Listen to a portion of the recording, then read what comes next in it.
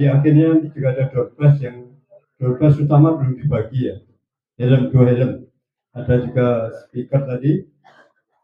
Ini nanti perhatikan baik-baik apa yang disampaikan dari Ustaz, juga dari obrolan kita dengan Mas Hendri tadi ya. Dan pertanyaan bisa dilayangkan ke 0857 1348 9093 0857 1348 9093 nomor HP kami ya. Nanti akan kita sampaikan kita teruskan ke Ustaz pertanyaannya seperti itu. Jadi pertanyaannya melalui HP 0857 1348 9093. Monggo yang mau bertanya bisa menanyakan pertanyaan mulai dari sekarang juga bisa. Selanjutnya kepada Ustadz Muhammad Romlan kami persilakan. Falyatafadhal mashkura.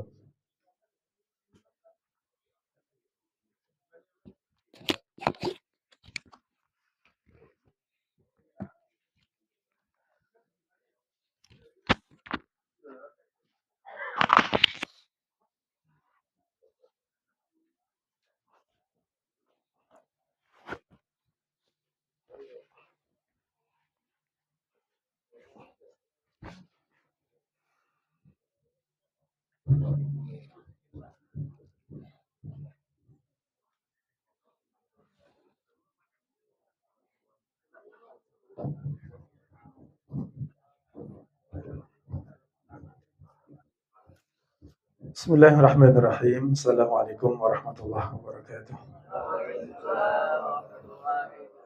Alhamdulillah, salatu wassalamu ala rasulillah wa ala alihi wa sahbihi wa man wala wa la hawla wa la quwwata illa billah, amma ba'du.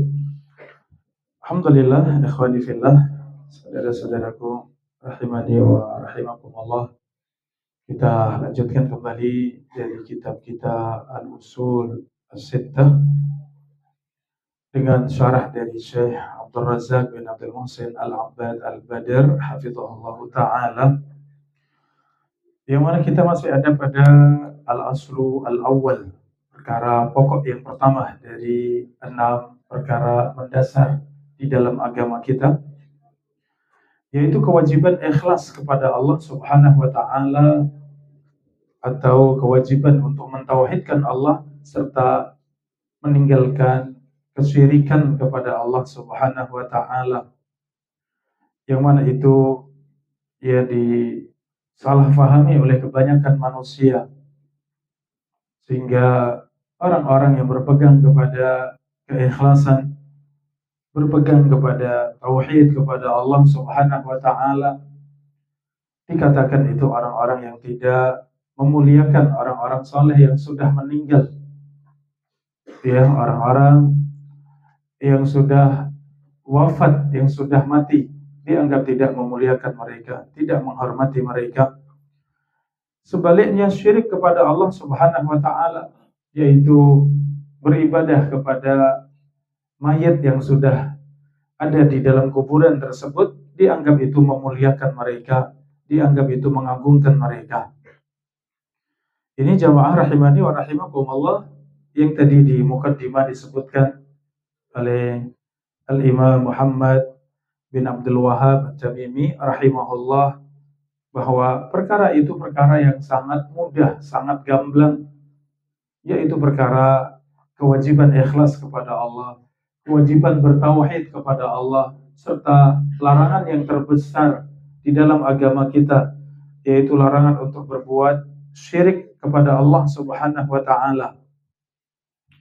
Jamaah rahimani wa rahimakumullah, terakhir tadi kita sampai pada macam-macam tauhid kepada Allah, atau sebaliknya macam-macam syirik kepada Allah, yaitu syirik besar yang itu menafikan keikhlasan atau menafikan agama, dan yang kedua adalah syirik kecil yang itu menafikan atau menolak kesempurnaan tauhid kita kepada Allah Subhanahu wa ta'ala. Jamaah rahimani wa rahimakumullah, dalam banyak ayat Allah Subhanahu wa ta'ala menyebutkan larangan dari berbuat syirik kepada Allah. Seperti firman Allah, "Wa man yad'u ma'allah." Barang siapa berdoa bersama Allah, artinya berdoa kepada selain Allah dibarengkan dengan berdoa kepada Allah. Qul id'u alladzina za'amtum min dunihi. Katakan, berdoalah kalian kepada orang-orang yang kalian sangka selain Allah. Fala yamlikuna kashfad dhurri. Maka sungguh mereka tidak bisa menghilangkan kesulitan. Wala tahwila, mereka tidak bisa memberikan tebusan. Jamaah rahimani wa rahimakumullah, ini ayat-ayat yang menyebutkan bahwa selain Allah Subhanahu wa taala tidak memiliki sesuatu. Walladzina tad'una min dunihi ma yamlikuna min qitmir. Dan mereka-mereka yang kalian seru selain Allah, mereka tidak memiliki sesuatu walaupun kitmir, walaupun hanya kulit ari. Ya, kulit yang sangat tipis. Jamaah rahimakumullah, kalau kita buka buah biasanya ada kulit tipis seperti salak misalnya. Kalau kita buka, maka pada buah salak tersebut ada kulit tipis yang menutupi salak. Itu namanya kulit ari ya, atau kitmir. Walaupun setipis kulit ari, maka tidak ada yang memiliki, tidak ada yang menciptakan kecuali siapa? Kecuali Allah Subhanahu wa taala. Kalau setipis itu tidak ada yang memiliki kecuali Allah, apalagi yang lebih besar, maka tidak ada yang memiliki kecuali siapa? Kecuali Allah Subhanahu wa taala. Jamaah rahimani wa rahimakumullah. Inilah perkara yang paling mendasar di dalam agama kita. Perkara yang paling jelas di dalam agama kita. Tsummal ladzina kafaru bi rabbihim ya'dilun. Adapun orang-orang kafir, mereka berpaling dari Allah Subhanahu wa taala. Tallahi in kunna lafi dhalalin mubin. Demi Allah, sungguh kita ada di dalam kesesatan yang nyata. Id nusawwikum bi rabbil alamin. Tatkala kalian menyamakan kalian dengan Rabbul Alamin. Jamaah rahimani wa rahimakumullah, dalil dari Al-Quran dan Sunnah sangat banyak, sangat jelas, sangat gamblang, menyebutkan akan kewajiban ikhlas kepada Allah, kewajiban mentauhidkan Allah, serta larangan dari berbuat syirik kepada Allah Subhanahu wa taala. Kemudian yang seperti ini ia dipahami dengan salah, menyimpang dari perkara yang sangat jelas tersebut, yaitu ketika mereka memahami tauhid, ternyata maksud dari tauhid tersebut tidak diartikan mentauhidkan Allah, ya, tapi justru itu dibawa kepada peribadatan kepada selain Allah yang dianggap itu adalah memuliakan, itu mengagungkan, seperti contohnya tadi pada kuburan-kuburan orang-orang saleh.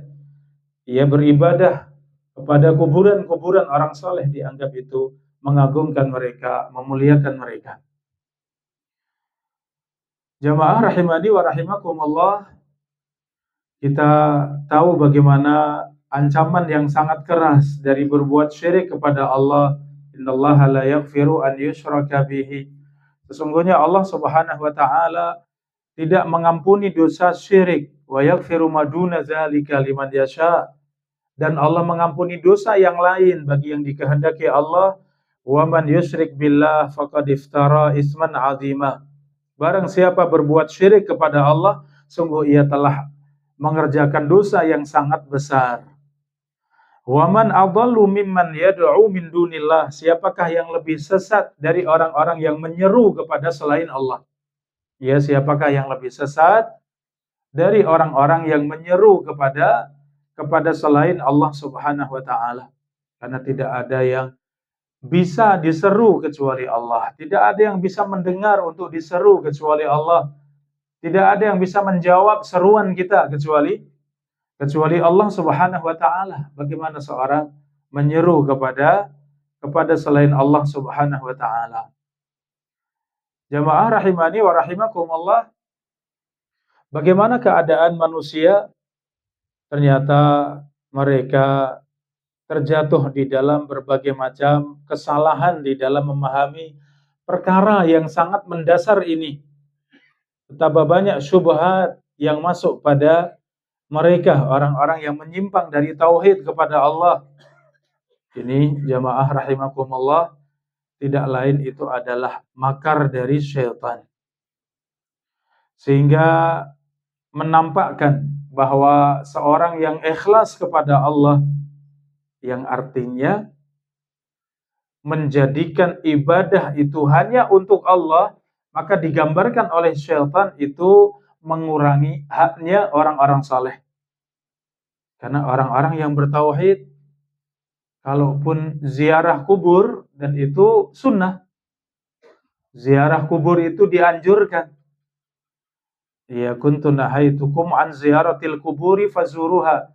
Dahulu aku melarang kalian ziarah kubur, adapun sekarang hendaklah kalian ziarah kubur. Maka ziarah kubur itu diperintahkan.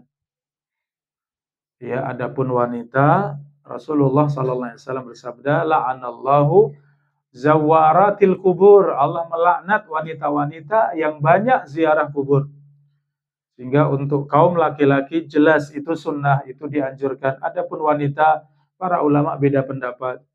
Ya, sebagian mengatakan itu dilarang sehingga tidak boleh ikut ziarah kubur.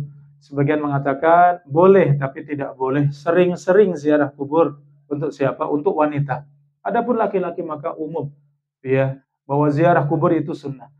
Maka yang ziarah kubur sesuai dengan sunnah Nabi SAW, ia datang, ia masuk dengan mengucapkan salam, ia lepas sandalnya di luar, kemudian sampai di kuburan. Tujuannya dua yang disebutkan di dalam hadis yang sahih, dalam rangka untuk mengingat akhirat, dalam rangka untuk mengingat kematian, yaitu untuk melembutkan hati. Ya, kemudian yang kedua untuk mendoakan orang-orang yang sudah meninggal. Selesai ziarah kubur, kemudian selesai, kemudian pulang, ya. Inilah yang disunnahkan. Bagaimana dengan mereka-mereka yang tadi digambarkan oleh syaitan bahwa orang-orang yang bertauhid seperti ini, ya, orang-orang yang mengesahkan Allah, yang ikhlas kepada Allah Subhanahu wa taala, yang mana menjadikan ibadah itu hanya untuk Allah, kemudian dikatakan orang-orang seperti ini tidak menghormati orang-orang saleh, tidak ngajeni orang-orang yang saleh, ya, tidak memuliakan orang-orang saleh yang sudah meninggal, ya, dan seterusnya. Ya, ikhwah dan jamaah tahu ya bagaimana ucapan-ucapan mereka. Ya, gambaran-gambaran dari syaitan itu yang sangat buruk.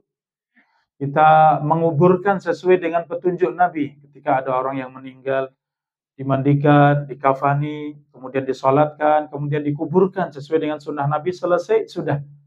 Demikian yang diperintahkan. Maka kewajiban kita kepada orang yang sudah meninggal selesai. Tinggal banyak mendoakan. Itu syariat dalam Islam.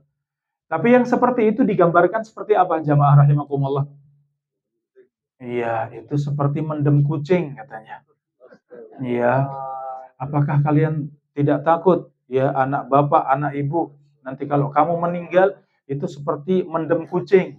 Ya, yang penting dipendem, selesai, sudah. Tidak ada doa, tidak ada zikir, tidak ada, ya, 3 malam, tidak ada 7 malam, tidak ada, ya, amalan ini dan itu. Padahal orang yang mati sangat butuh dengan doa-doa dari, ya, kaum muslimin dan seterusnya. Itu gambarannya gambaran yang sangat sangat buruk.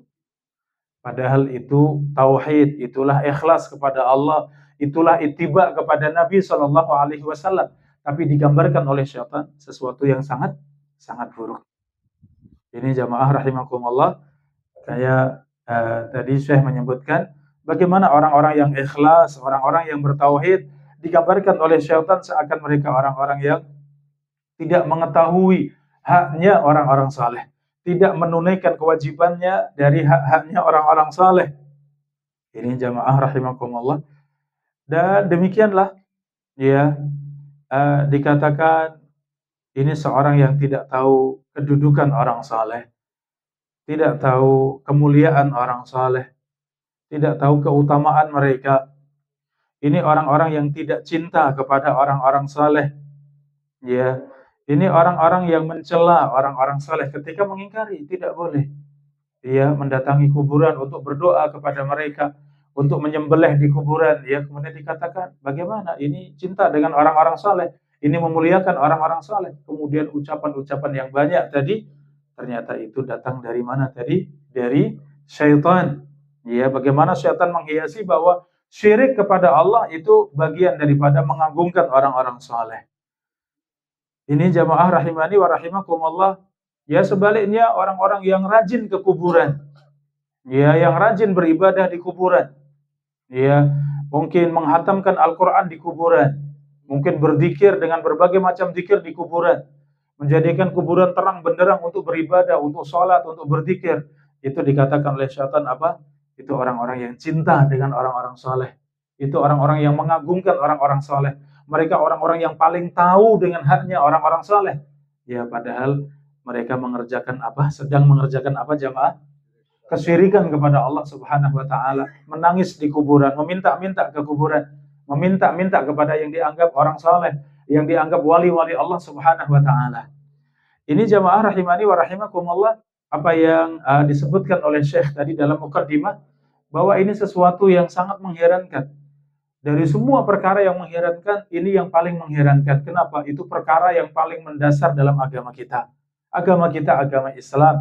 Islam dalam artian berserah diri kepada Allah seutuhnya, pasrah kepada Allah seutuhnya, yaitu mengamalkan semua yang ada dalam Al-Quran dan Sunnah seutuhnya. Itulah Islam. Ya, ternyata yang seperti itu tidak dipahami oleh banyak dari manusia, banyak dari kaum muslimin bahkan. Ya, tidak difahami oleh banyak dari kaum muslimin, sehingga ya mereka terjatuh dalam berbagai macam penyimpangan karena sebab ini tadi. Jamaah rahimani wa rahimakumullah, ya, inilah bagian yang pertama, ya, dan ada beberapa hadis yang menyebutkan tentang peringatan dari kesyirikan kepada Allah Subhanahu wa taala. Tadi yang disebutkan bahwa ini perkara yang sangat gamblang tentang tauhid kepada Allah. Ya, larangan yang sangat gamblang yang ada dalam perkara syirik kepada Allah Subhanahu wa taala. Jamaah rahimakumullah, perhatikan bagaimana Rasulullah menjaga tauhid ketika seorang mengatakan masya Allahu wa syi'ta.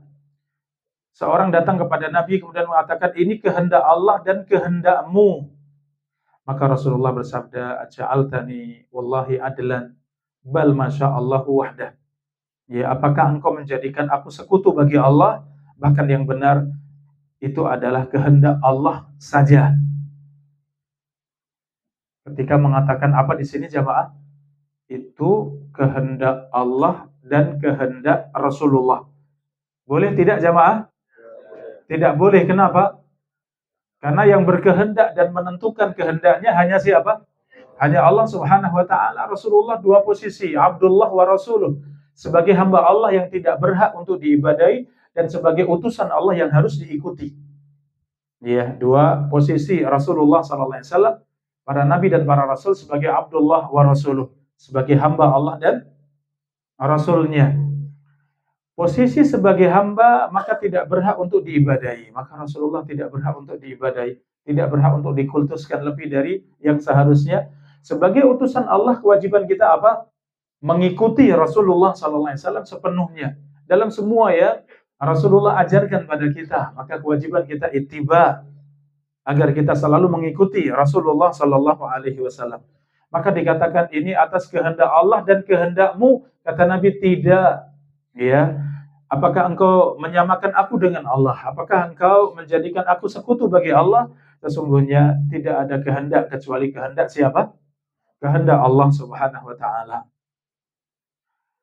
Jamaah rahimani wa rahimakumullah, dalam hadis yang lain, ya, bagaimana hadis dari Al-Aswad bin Sari' radhiyallahu anhu, ketika didatangkan kepada Nabi sallallahu alaihi wasallam, ya, seorang tawanan perang. Kemudian ia mengatakan, Allahumma inni atubu ilaika wala atubu ila Muhammad. Ia mengatakan, ya Allah, sesungguhnya aku bertaubat kepadamu dan aku tidak bertaubat kepada Muhammad. Ya, maka Rasulullah bersabda, "Arafal haqqa li ahlihi."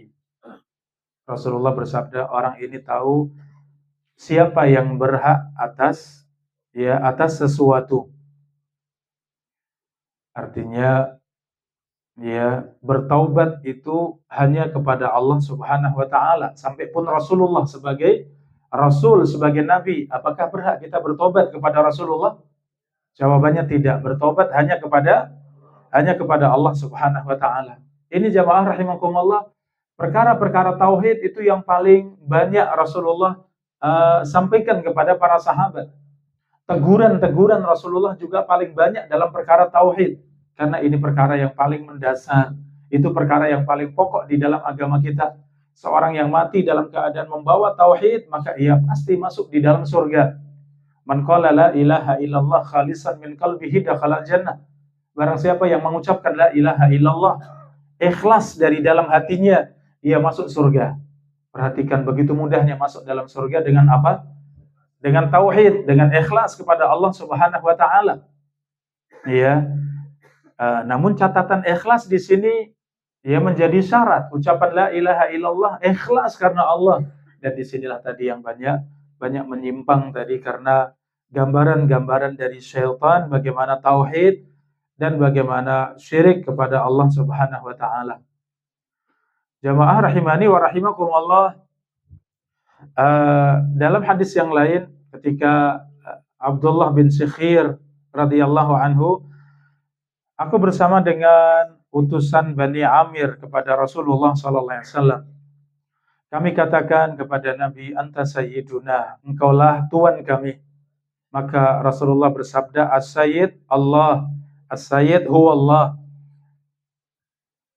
Tidak ada sayyid, tidak ada yang mulia, tidak ada tuan kecuali Allah Subhanahu wa taala. Maka kami katakan, anta afdaluna fadlan, engkau yang paling mulia di antara kami. Wa a'dhamuna taulan, engkau yang paling agung di antara kami. Faqala, maka Rasulullah bersabda, qulu biqaulikum au ba'dhi qaulikum. Ucapkanlah apa yang kalian ucapkan atau sebagian dari yang kalian ucapkan. Wala yastajriyannakumus syaitan, namun jangan sampai kalian diseret oleh syaitan. Perbedaan yang sangat ringan tadi mengatakan engkau tuan kami. Tuan yang dengan alif lam as-sayyid Maka tidak ada yang dituankan kecuali Allah Subhanahu wa taala, maka Rasulullah tegur. As-sayyid hanya Allah. Yang benar-benar tuan hanya Allah Subhanahu wa taala. Ketika mereka mengatakan engkau yang paling mulia dari kami, engkau yang paling agung dari kami, Rasulullah hanya memberikan catatan, boleh kalian mengucapkan ucapan kalian, boleh kalian mengucapkan sebagian dari ucapan kalian, tapi jangan sampai terseret oleh syaitan. Ini jamaah rahimani wa rahimakumullah, artinya dalam urusan tauhid ini, perkara yang paling mendasar di dalam agama ini, kalau bukan karena hidayah dari Allah, bukan karena sebab ilmu, betapa mudahnya seorang diseret sehingga dari bertauhid kepada Allah kemudian terseret kepada syirik kepada Allah. Tadi antara orang-orang yang bertauhid dengan orang-orang yang tadi rajin ke kuburan, kalau dilihat sama-sama orang baik tidak jamaah?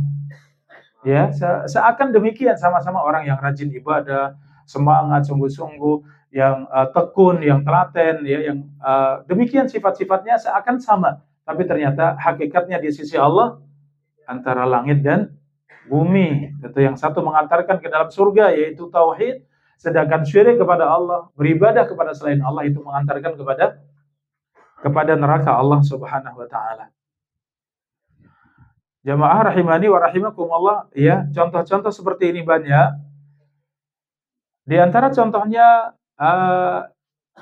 wasiat Rasulullah sallallahu alaihi wasallam dengan sikapnya orang-orang Nasara. Hadis Ibnu Abbas, sahabat Umar mendengar ketika Rasulullah di atas mimbar, la tatruni kama atratin nasara ibna Maryam. Janganlah kalian mengangkat aku sebagaimana orang-orang Nasrani mengangkat Ibnu Maryam, mengangkat anaknya Maryam. Fa innama ana abduh, sesungguhnya aku adalah hamba Allah. Fakulu Abdullah wa Rasuluh, maka katakanlah aku adalah hamba Allah dan Rasulnya. Orang-orang Nasrani mengangkat Isa ibnu Maryam sampai di mana? Sampai pada derajat apa jamaah? Bahkan sampai pada derajat Tuhan. Ada Tuhan Bapa, ada Tuhan Anak. Nabi Isa disebut Tuhan apa? Tuhan Anak. Ya, ada Tuhan yang ketiga, Tuhan apa lagi? Ruhul Kudus, ya roh yang suci, yaitu Jibril alaihissalam. Atau sebagian mengatakan itu Maryam alaihissalam. Ya, mereka sampai mengangkat. Ya, mengangkat yang berlebihan, padahal Rasulullah katakan, la tatruni, jangan kalian mengangkat aku yang bukan kedudukanku. Katakanlah tentang aku hamba Allah dan Rasulnya, ini yang benar.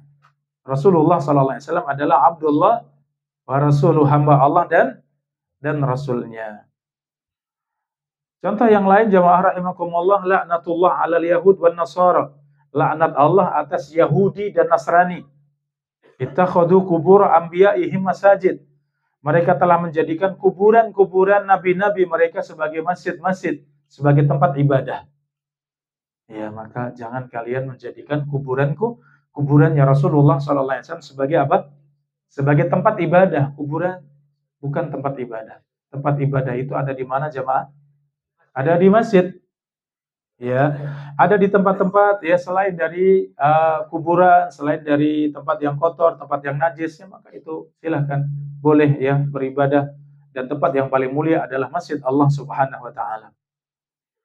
Ini jamaah rahimakumullah, umat-umat sebelum kita mereka melampaui batas di dalam mengagungkan para nabi dan para rasul, bahkan sampai menjadikan kuburan mereka sebagai tempat yang ramai untuk beribadah.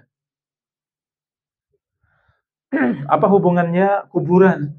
Ya, kuburan tidak boleh dipakai untuk beribadah. Apa sebabnya jamaah?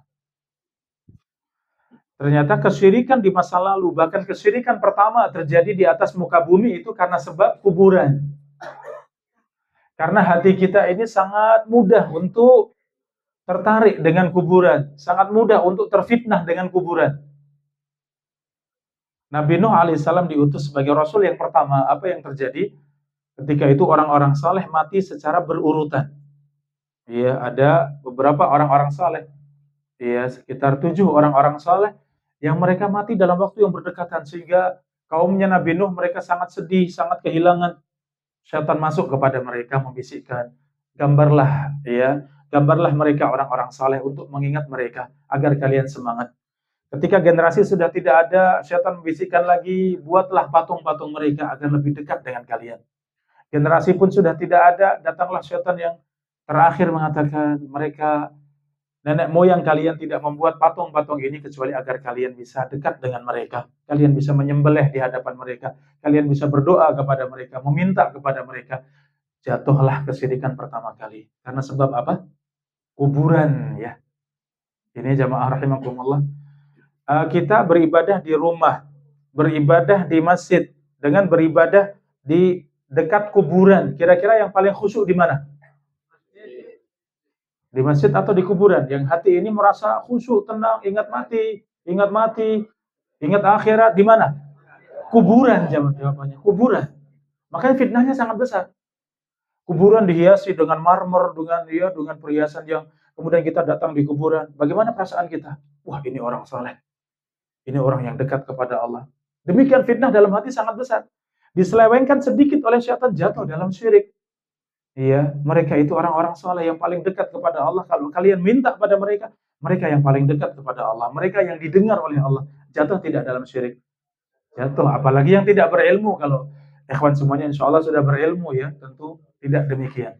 Iya, Allahumma amin. Tapi kalau orang-orang yang tidak berilmu, orang-orang awam, dia dikatakan kalau pengen laris minta itu loh kuburannya orang soleh. Masa kalian tidak hormati orang-orang soleh? Wow, sudah berbondong-bondong mendatangi kuburan, demikianlah. Ya, jamaah rahimani wa rahimakumullah. Maka kuburan kenapa tidak boleh diagung-agungkan, tidak boleh diramaikan, tidak boleh dijadikan sebagai tempat ibadah, ya apalagi sebagai masjid, sebagai tempat sujud, tempat sholat, ya kenapa tidak boleh? Karena fitnah itu sangat besar. Ya, maka tidak boleh, ya, suatu yang tidak akan bertemu di dalam Islam antara masjid dengan kuburan. Tidak akan bersatu.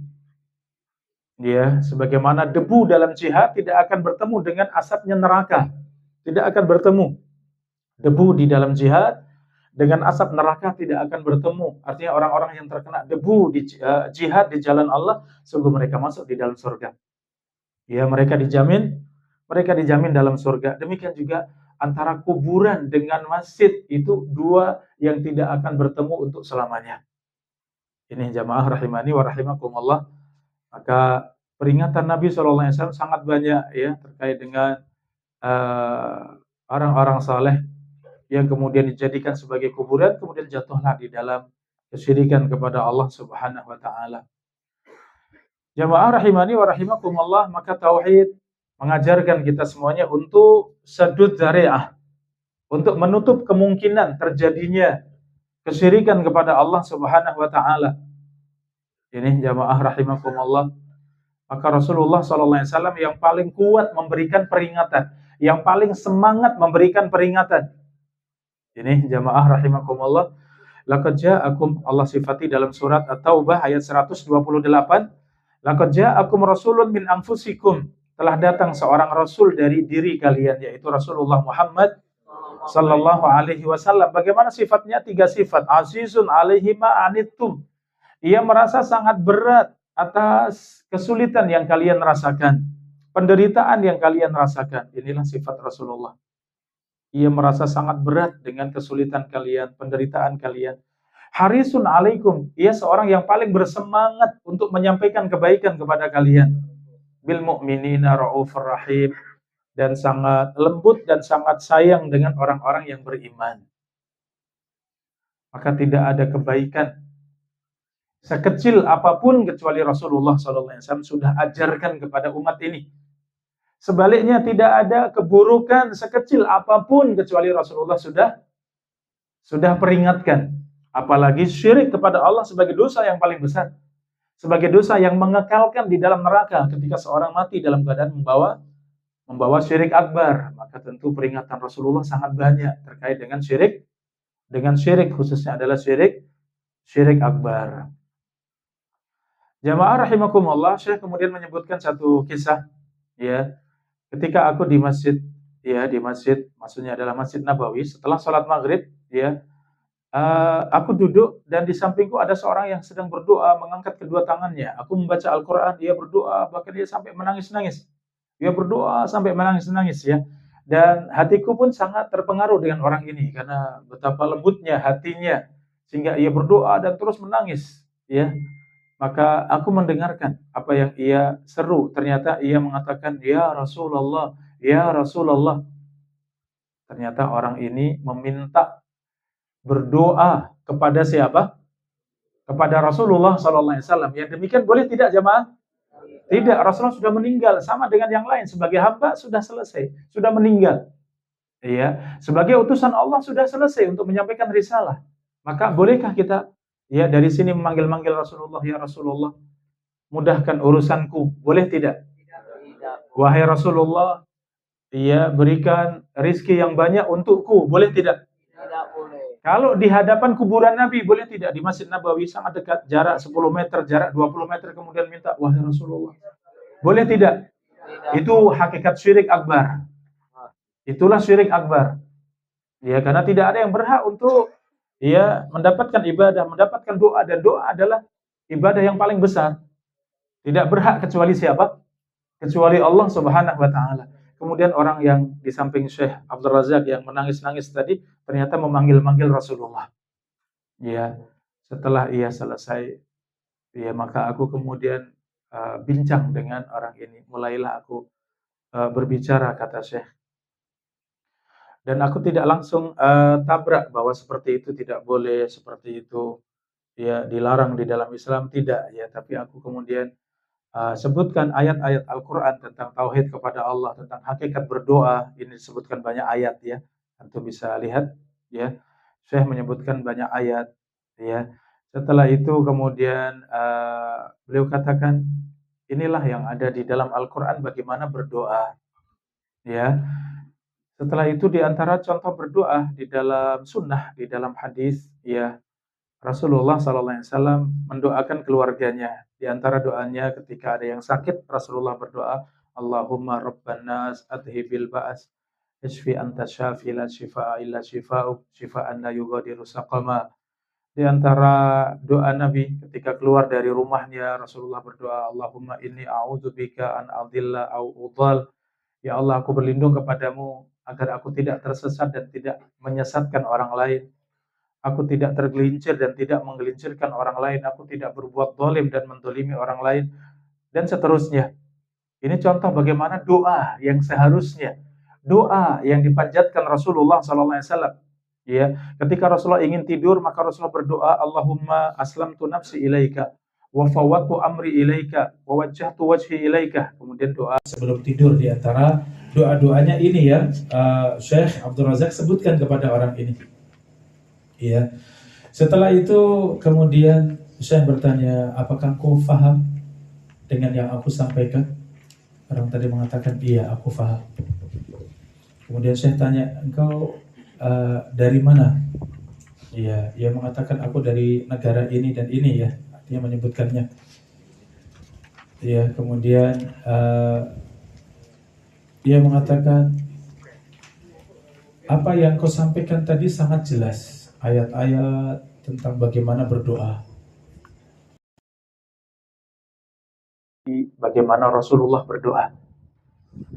Tapi yang seperti itu di negeriku, engkau tidak akan dapatkan satu orang pun yang menyampaikan seperti itu. Ya, kata orang ini, engkau di negeriku, ini yang membuat takjub Syekh. Ya, ternyata orang ini paham ketika disampaikan oleh bahasa Arab ya orang ini. Ya, namun memang di negerinya seperti itu keadaannya. Ini yang disebutkan tadi jamaah, sesuatu yang mengherankan. Bagaimana bisa perkara yang paling mendasar yang namanya ikhlas, yang namanya tauhid kok banyak tidak dipahami oleh kaum muslimin.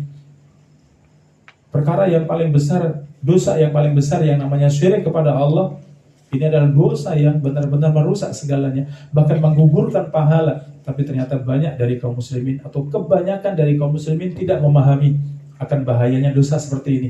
Sehingga termasuk orang ini tadi berdoanya bagaimana? Ya Rasulullah, ya Rasulullah, wahai Rasulullah, wahai Rasulullah, selesaikan ini, mudahkan ini, berikan ini, dan seterusnya. Harusnya seperti itu hanya kepada siapa? Allah. Hanya kepada Allah Subhanahu wa Ta'ala. Jamaah rahimakumullah, ini saya ingin menyampaikan pada kita, ya orang tadi kemudian tentu bersyukur, ya berterima kasih ya. Tauhid yang seperti itu nggak ada di negaranya, nggak ada di negerinya. Mau cari dimanapun penyeru para juru dakwah tidak ada yang menyampaikan seperti itu. Ya, namun ternyata ini di kota Nabi. Ya, tentu kita tahu dua tanah suci Makkah dan Madinah, Masjid Nabawi dan Masjid Haram, ya dua kota suci yang dijaga Allah, bahkan Dajjal pun tidak masuk, Ta'un tidak masuk. Ya, dan di antara penjagaan Allah ini, di antaranya adalah penjagaan ilmu dan ulama dijaga oleh Allah hingga saat ini. Ya, bagaimana kita bisa belajar ilmu dari mereka? Maka didapati tauhid yang seperti ini. Ya, sesuatu yang jelas, sesuatu yang mudah, yang difahami oleh siapapun. Bahkan Syekh tidak perlu bicara dengan tambahan ayat-ayat. Setelah itu contoh hadis, bagaimana Rasulullah berdoa, hadis. Orang ini kemudian paham, oh ternyata seperti itu berdoa. Ya, ternyata tidak boleh berdoa kepada selain Allah. Ternyata tidak boleh meminta kepada selain Allah, yang itu memang tidak mampu menjawab, tidak mampu mengabulkan kecuali siapa? Kecuali Allah. Kecuali meminta sesuatu yang manusia mampu boleh. Tolong bantu saya, tolong angkat ini, bantu saya, tolong ya, dan seterusnya yang manusia mampu boleh. Tapi kalau tolong sembuhkan saya, boleh tidak jamaah? Tidak boleh, karena tidak ada yang bisa menyembuhkan kecuali Allah Subhanahu wa Ta'ala. Taib, kita pindah pada perkara yang kedua, jamaah rahimani wa rahimakumullah. Perkara yang kedua, amarallahu bil istima' fid din. Kalau tadi tauhid, ikhlas dan larangan syirik pada Allah nih yang pertama, perkara jelas dan gamblang yang kedua, dan itu pokok di dalam agama kita, adalah perintah Allah untuk bersatu di atas agama. Wa naha 'anit tafarruq fihi, dan larangan Allah dan Rasulnya untuk bercerai-berai di dalam agama Allah. Allah menjelaskan ini bayanan syafian dengan penjelasan yang sangat jelas. Tafhamuhul awam, bahkan orang-orang awam pun faham bahwa Islam ini mengajarkan persatuan di atas agama. Islam ini melarang untuk berselisih, bercerai-berai. Iya, ini bahkan orang awam pun faham. Contoh dalam kehidupan sehari-hari, bagaimana Islam mengajarkan kita bersatu. Dalam sehari semalam kita sholat berjamaah berapa kali?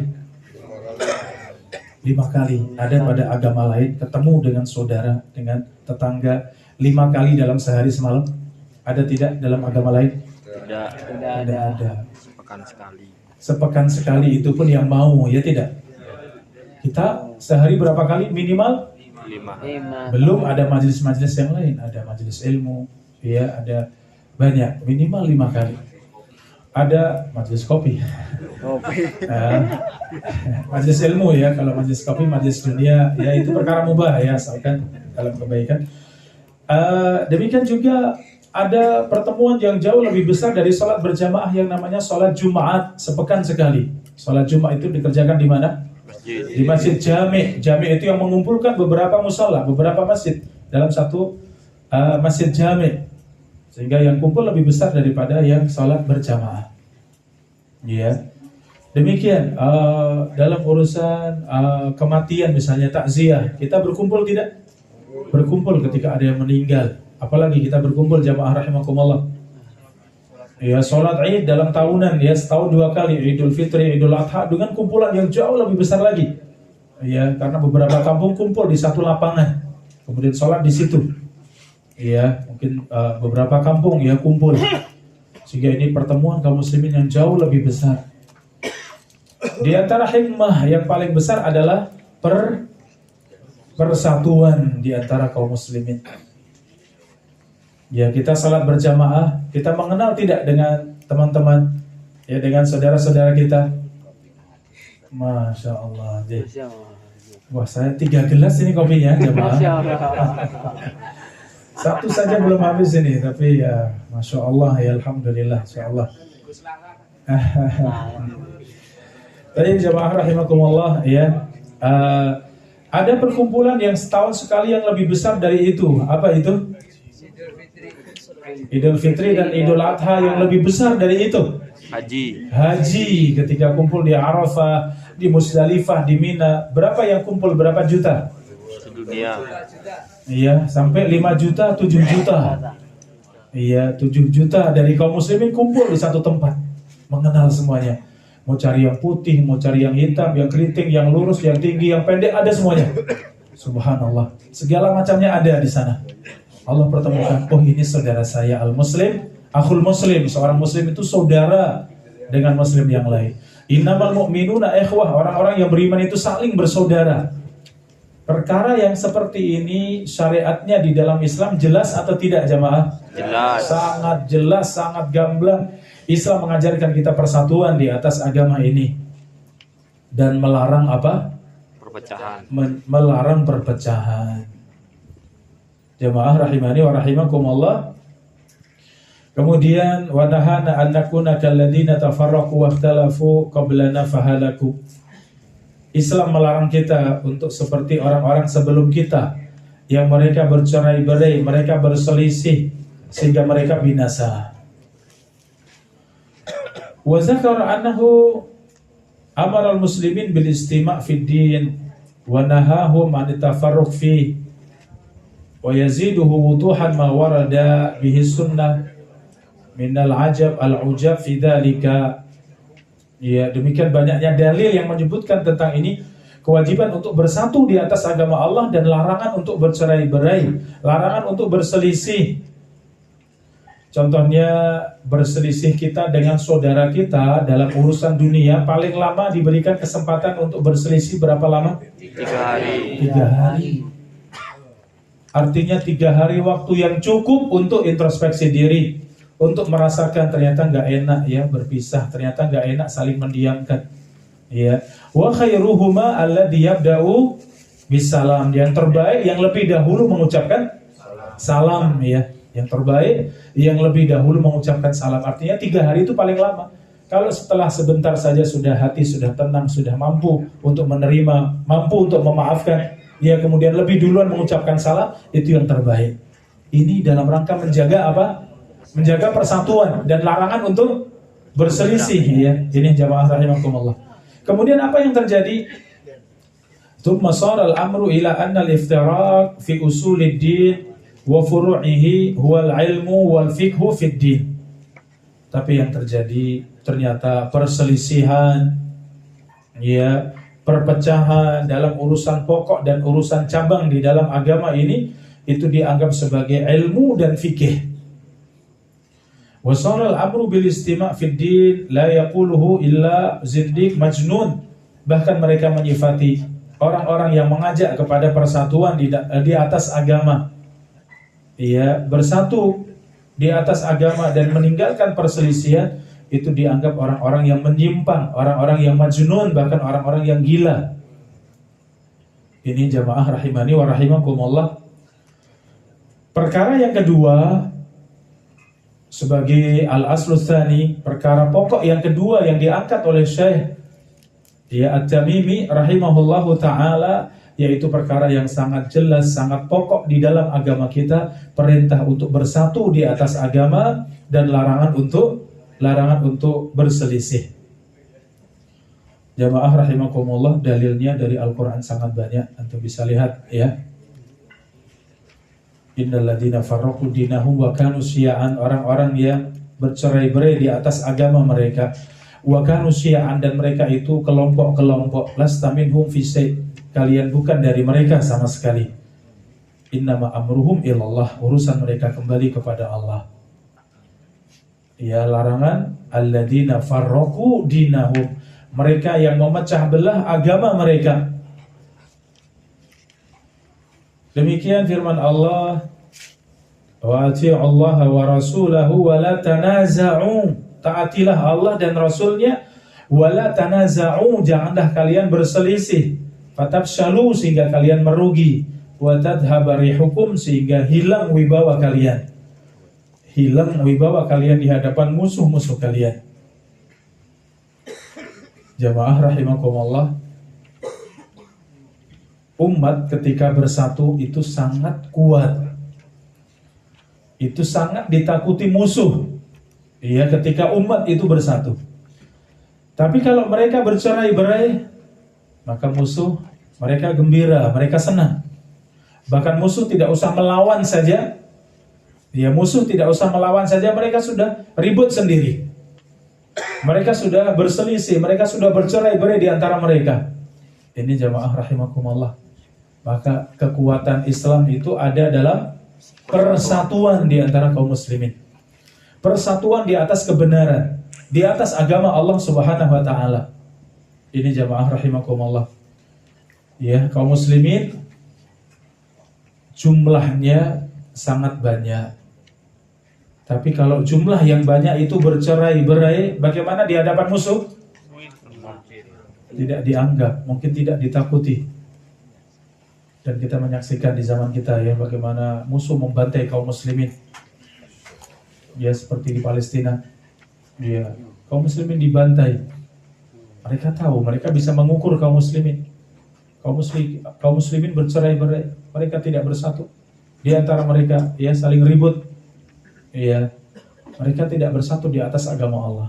Sangat berbeda dengan para sahabat di masa Nabi SAW, bagaimana mereka jumlahnya tidak banyak, hanya mungkin 1/4 dari musuh, bahkan sedikit sekali. Kadang jumlah yang sangat sedikit harus berhadapan dengan musuh yang sangat banyak, bahkan ratusan ribu musuh. Tapi ternyata kemenangan itu di atas persatuan. Ini jamaah rahimani wa rahimakumullah. Apalagi jumlah banyak dan bersatu, itu kekuatan yang besar. Makanya syariat di dalam Islam untuk banyak memiliki anak atau sedikit, jamaah?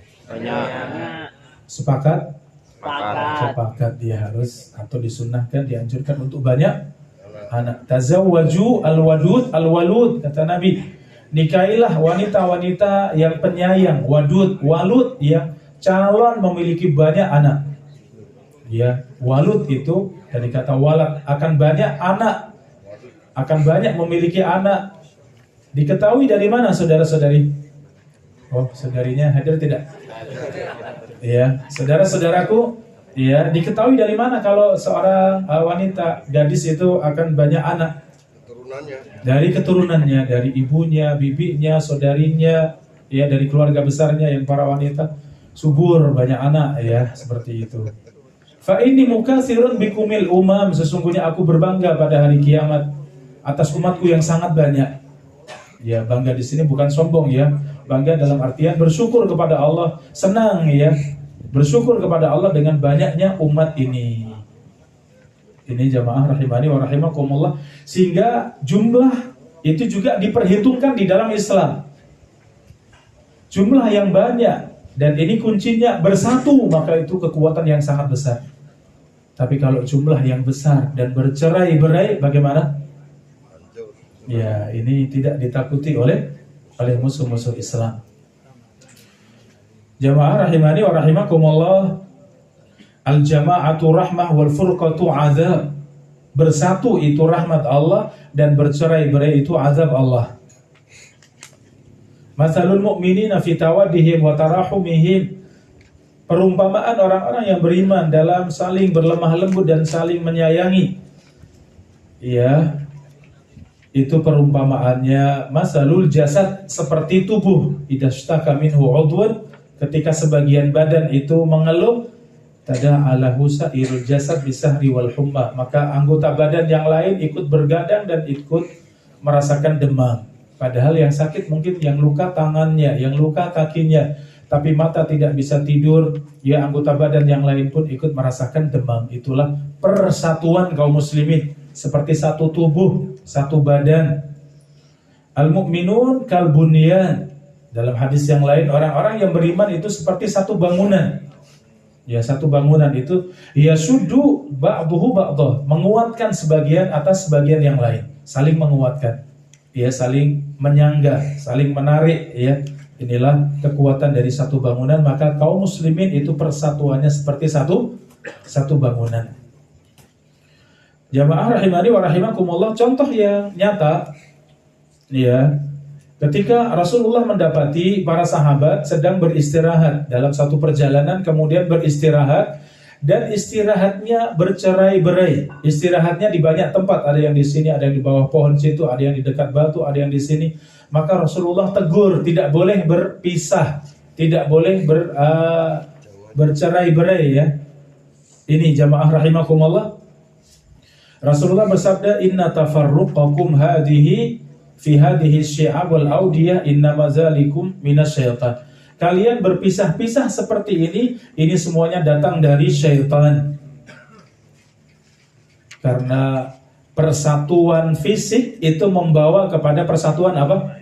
Persatuan hati. Ketika Rasulullah meluruskan barisan dalam salat, ya, sawu sufufakum, ya, luruskan shaf kalian, wala takhtalifu, jangan kalian berselisih. Fatakhtalifa qulubukum, sehingga hati-hati kalian akan berselisih. Iya, contoh yang kecil tadi, ketika bersama seperti ini, hendaknya kita tetap bersama. Ya, jangan ada yang di ujung sana, ada yang di sini, ada yang di sana, ada yang di belakang, ada yang di bawah. Jangan, ini membuat hati berselisih. Tengok sana, wah kalau itu orang-orang besar. Tengok sana, wah kalau itu kayaknya orang-orang ini. Maka dalam hati yang terjadi apa jamaah? Ada perasaan tidak nyaman, ada perasaan berselisih, ya. Saya tidak pas kalau ke sana, saya tidak cocok kalau ke sana. Saya kemana? Ya. Ada perasaan tidak nyaman. Tapi kalau semuanya seperti ini, kemudian makan bareng, minum bareng, keadaan kita sama, adakah perselisihan jamaah?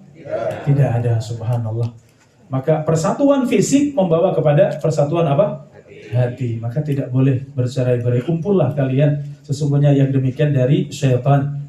Ya. Dalam hadis yang lain, kana nas idza nazala Rasulullah sallallahu alaihi wasallam manzilan tafarraqu fi syi'ab wal audiyah. Ya. disebutkan karena dahulu sebelum diingatkan Rasulullah tentang ini, ketika mereka turun, ketika mereka beristirahat, mereka bercerai-berai sesuai dengan kenyamanan masing-masing. Ternyata itu dilarang Nabi SAW.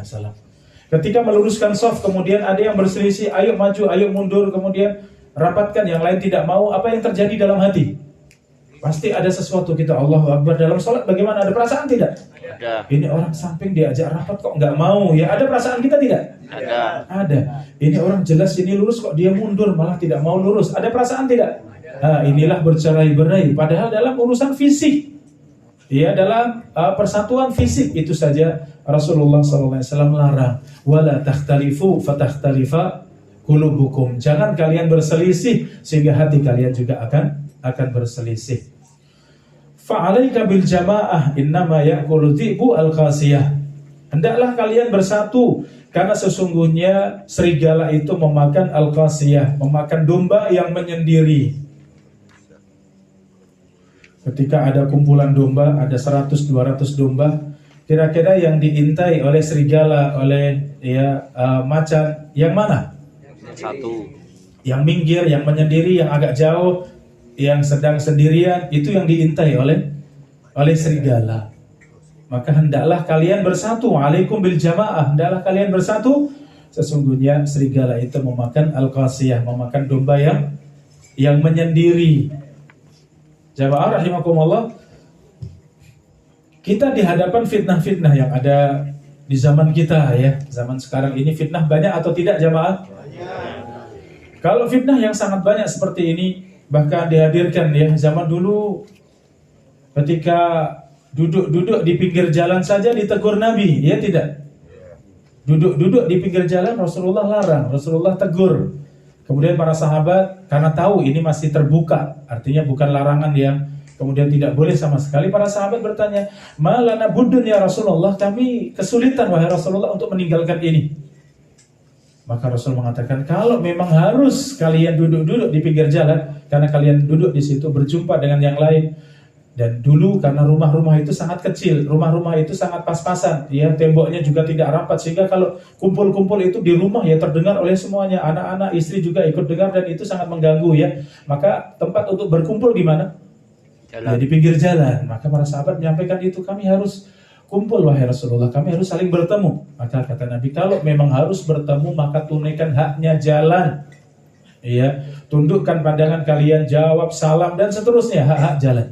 Perhatikan, seperti itu saja fitnahnya di pinggir jalan, akan lewat wanita, akan lewat yang bukan mahramnya, akan lewat sesuatu yang bisa akan menyebutkan ghibah dan yang lain, ya. Ternyata itu dilarang oleh Nabi pada awalnya. Bagaimana dengan zaman kita? Fitnah itu sangat banyak. Maka di antara jalan selamat dengan cara apa tadi? Bersatu, berkumpul dengan orang-orang saleh.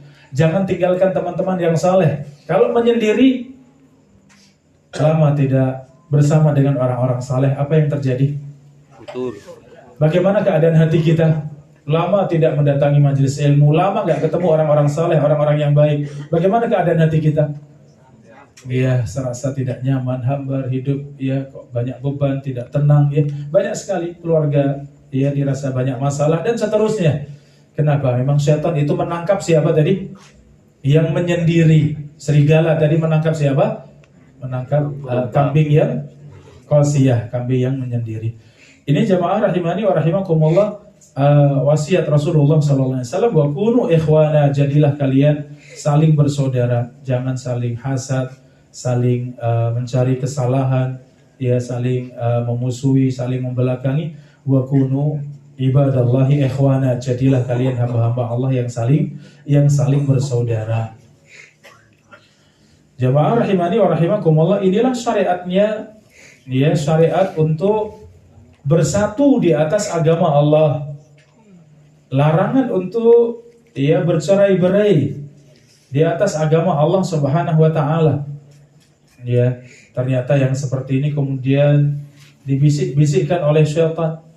Ya, ketika ada perbedaan, bahkan itu perbedaan yang sangat nyata, kemudian dikatakan ikhtilafu ummati rahmah. Ya, perbedaan, perselisihan umatku itu rahmat Allah. Padahal ini hadis yang maudhu', ya. hadis yang palsu. Ya. Tadi dikatakan bahwa persatuan itu rahmat Allah, sedangkan perselisihan itu azab, yaitu hadis yang sahih. Jamaah rahimakumullah. Kemudian tadi perkara yang gamblang seperti itu, kewajiban kita untuk bersatu di atas agama Allah dan tidak berselisih kemudian dibawa kepada makna yang ternyata itu jauh dari perkara yang sangat mendasar ini, sehingga mengatakan itu perbedaan pendapat itu ya kebebasan berpendapat, kebebasan dalam berpikir, kebebasan dalam menyampaikan ya aspirasi dan yang lainnya, dengan hujah ataupun dasar-dasar seperti itu kemudian membolehkan segalanya. Jamaah rahimakumullah, Syekh Abdul Razak menyebutkan contoh bagaimana bersatu kalau kemudian benar-benar berbeda dalam masalah akidah, dalam masalah tauhid. Ya, Ahlus Sunnah wal Jamaah mereka berdoa, Allahumma ridha an Abi Bakar wa Umar wa Utsman. Ya Allah, ridhoilah Abu Bakar, Umar dan Utsman. Kemudian ada yang di sampingnya seorang dari Syiah, seorang dari Rafidhah misalnya, kemudian mengatakan Allahumma la'an Abu Bakrin wa Umar wa Utsman. Ya Allah, laknatlah Abu Bakar, Umar dan Utsman. Apakah kemudian dua orang yang berdoa dengan doa yang berbeda tadi bisa bersatu, jamaah rahimakumullah? Tidak bisa bersatu, karena ini urusan apa? Akidah, urusan iman. Ya. Maka contoh yang seperti ini yang mereka katakan tadi hurriyatul kalimah, ya semuanya bebas untuk berbicara. Dan kata-kata seperti ini kalau di orang-orang liberal itu sangat kuat, jamaah. Karena liberal ya semua mengandalkan kepada akal. Yang penting akal bisa masuk, ya sedikit masuk di akal mereka akan pegang. Bahkan yang seperti itu yang bertabrakan langsung dengan Al-Quran dan hadis. Ini jamaah rahimakumullah, ternyata usaha-usaha mereka, baik musuh-musuh Islam yang di dalam maupun yang di luar Islam, ternyata benar-benar pengen menghabiskan agama ini. Mereka ingin menghabiskan agama ini. Kalau dari Al-Quran mereka kesulitan, karena Al-Quran sangat sakral, sangat suci bagi kaum muslimin, ya. Mereka masuk dalam hadis-hadis Nabi, ya, sampai pada akal-akal mereka yang mengatakan bahwa semua hadis itu hanya ceritanya sahabat. Itu tidak datang dari Nabi, kata mereka. Buktinya riwayat itu banyak sekali, macam-macam, ya. Itu sebagai bukti bahwa itu hanya pikiran para sahabat, itu bukan datang dari Nabi. Mereka terus merusak hadis-hadis Nabi dengan mengatakan bahwa Nabi itu manusia, sehingga ia berbicara hanya apa yang ia pahami. Tapi sebenarnya yang datang dari Allah Subhanahu wa ta'ala, yang tahu kebenarannya hanya Allah, katanya. Demikian terus bagaimana Islam ini diperangi oleh mereka. Ya tadi kalau di musuh di dalam selimut dalam Islam sendiri adalah orang-orang liberal yang semua mengkultuskan akalnya, mendahulukan akalnya. Ya, sehingga sampai pada keadaan mengatakan kita sebagai kaum muslimin yang paling sahih dari hadis adalah hadis riwayat Al-Bukhari dan Muslim, itu yang paling sahih. Tapi mereka mengatakan bahwa itu semuanya ya tidak bisa dipertanggungjawabkan. Iya, sahih Bukhari dan Muslim tidak ada yang sahih, katanya. Iya. Kemudian dengan akal-akalan mereka tadi, pendekatan akal mereka yang ingin kemudian ya sampai pada mengatakan bahwa para sahabat itu manusia. Ya, sehingga riwayat-riwayat yang mereka sampaikan ini sekedar yang mereka dengar, bisa jadi mereka salah dengar, bisa jadi mereka salah paham dan seterusnya. Ya, mereka berusaha menghabisi hadis-hadis Nabi. Sehingga yang tersisa apalagi jamaah rahimakumullah? Hanya Al-Quran. Maka yang mereka pahami Al-Quran, yang tidak bisa dihilangkan itu Al-Qurannya, tulisannya. Tapi kalau maknanya, tafsirnya bisa tidak diselewengkan, jamaah? Nah, itu yang diperangi oleh mereka. Sehingga berbagai macam tafsiran-tafsiran yang itu menyimpang dari apa yang datang dari Rasulullah dan para sahabat. Ya, seperti kewajiban berjilbab misalnya, jamaah rahimakumullah. Mereka mengatakan karena itu Al-Quran turunnya di Arab, yang mereka sudah sebelum datangnya Al-Quran itu mereka sudah berjilbab, sehingga jilbab itu diwajibkan. Seandainya Al-Quran turun di Indonesia, kata mereka, pasti jilbab itu tidak wajib katanya. Maka hakikatnya jilbab itu adalah menjaga diri. Hakikatnya jilbab itu menjaga sifat malu. Maka tanpa jilbab pun tidak masalah selama bisa menjaga diri, selama bisa menjaga sifat malu katanya. Coba dengan akal-akalnya bagaimana merusak dari tafsiran Al-Quran. Karena kalau Al-Quran secara lafadznya sudah tidak bisa, ya tidak bisa diotak-atik. Tapi yang mereka otak-atik bukan lafadznya, ya tapi tafsirannya. Sehingga ini tadi jamaah rahimani wa rahimakumullah, ini di zamannya Syekh Muhammad bin Abdul Wahab At-Tamimi rahimahullah sudah sampai pada penyimpangan yang seperti ini. Apalagi kalau sudah tahu atau kalau yang kita rasakan sekarang ini jamaah ya, bagaimana akal ini benar-benar bebas. Ya, akal ini benar-benar tanpa batas. Sehingga berbicara tentang ayat, berbicara tentang hadis sudah tidak ada batasnya. Bahkan siapapun bisa berbicara tentang ayat dan hadis. Maka yang terjadi apa ini tadi? Ya, a'jabul ujab. Ya, sesuatu yang paling mengherankan. Kenapa terjadi pada manusia yang seperti itu? Padahal kebenaran itu sangat gamblang. Kebenaran itu sangat jelas. Ini jamaah rahimani wa rahimakumullah. Maka perkara yang kedua tentang kewajiban bersatu di atas agama Allah dan larangan untuk bercerai-berai itu sangat jelas. Ya, kemudian berbagai macam kesesatan mereka benarkan dengan alasan apa? Itu kebebasan berpendapat, itu kebebasan keyakinan, itu kebebasan itu yang dibisikkan oleh syaitan, sehingga sudah tidak ada lagi yang salah, semuanya benar. Dia mau yang Sunni, mau yang Syiah, semuanya benar. Kenapa itu kebebasan? Kenapa Anda melarang? Itu kebebasan dalam berpendapat, kebebasan untuk beramal dan seterusnya. Ini jamaah rahimakumullah. Ya, kalau agama di bawah seperti ini bagaimana? Ada yang murni tidak jamaah? Tidak. Sudah tidak ada lagi yang murni.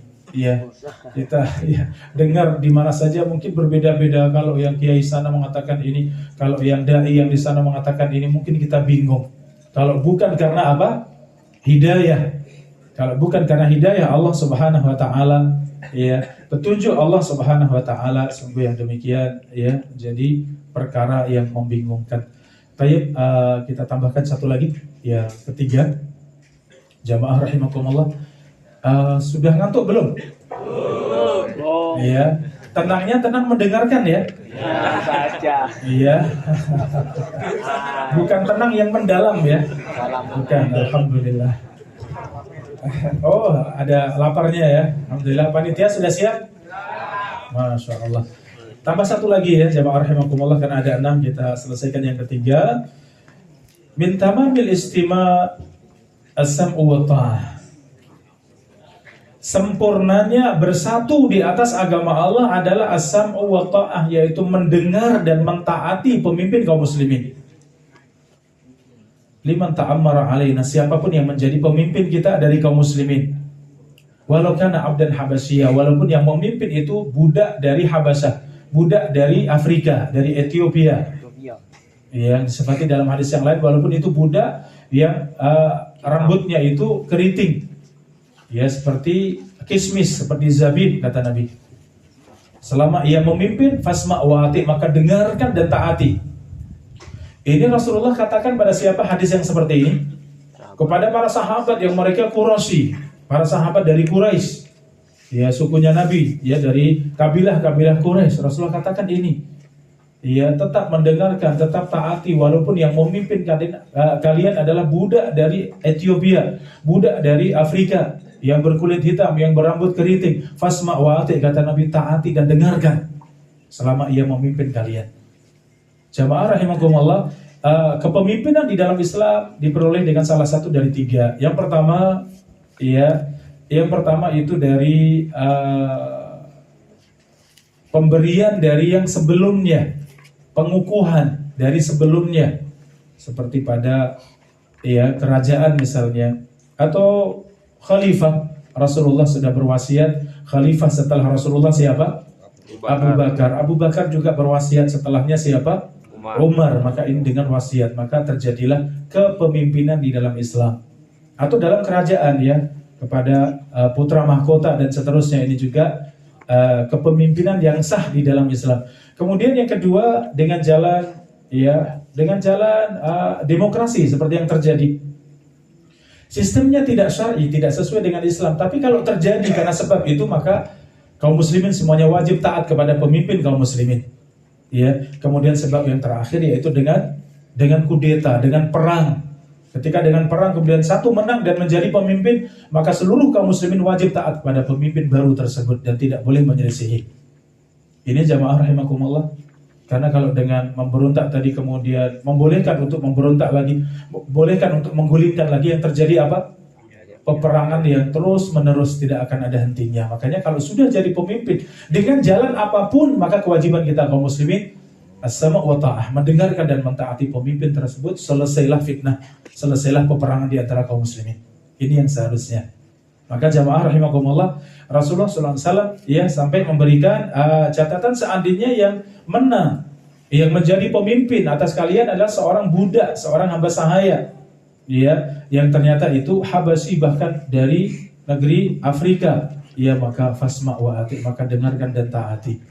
Ini jamaah rahimakumullah, ini puncak dari persatuan kaum muslimin. Maka pada perkara pokok yang ketiga yaitu tentang mendengar dan mentaati pemimpin kaum muslimin. Fa bayanan Nabi hadzal asla bayanan sya'i'an. Rasulullah menjelaskan ini dalam banyak hadis, penjelasan yang sangat jelas, sangat gamblang. Biwujuhin min anwa'il bayan syar'an wa qadaran. Ya, dengan segala macam penjelasan baik secara syar'i maupun secara takdir. Tsumma shara hadzal aslu la ya'rifu inda aksar man yad'il ilma fa kaifa al-amal bihi. Ya, ternyata perkara yang pokok seperti ini banyak tidak dikenal, ya, tidak diilmui oleh banyak dari kaum muslimin, apalagi diamalkan. Jamaah rahimakumullah, tadi persatuan itu benar-benar dijaga di dalam Islam. Kalau sudah bicara maslahat seluruh kaum muslimin, maka itu bicaranya adalah kepemimpinan di dalam Islam. Ya, maka tenangnya kaum muslimin, terjaganya darah, harta, dan kehormatan kaum muslimin itu karena sebab siapa? Pemimpin. Karena sebab pemimpin kaum muslimin. Kalau ada pemimpinnya aman. Tapi kalau tidak ada pemimpin, apa yang terjadi jamaah? Chaos. Iya, yang terjadi adalah kacau balau, huru hara. Seperti contohnya yang telah berlalu, Saddam Hussein rahimahullah, ya, sebagian mengatakan ia mati di atas Islam, ya. Sehingga namun hakikatnya tentu kembali kepada Allah. Sehingga para ulama ya kebanyakan mendoakan, ya, rahimahullah, semoga Allah merahmatinya.